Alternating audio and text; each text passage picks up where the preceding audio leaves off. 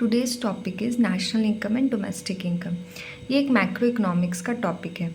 Difference between the national income and domestic income. National income is also known as NNP at factor cost, net national product at factor cost. Domestic income is also known as NDP at factor cost, net domestic product at factor cost.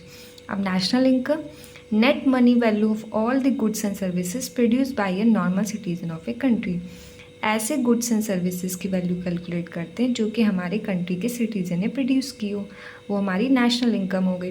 Domestic income क्या होती है?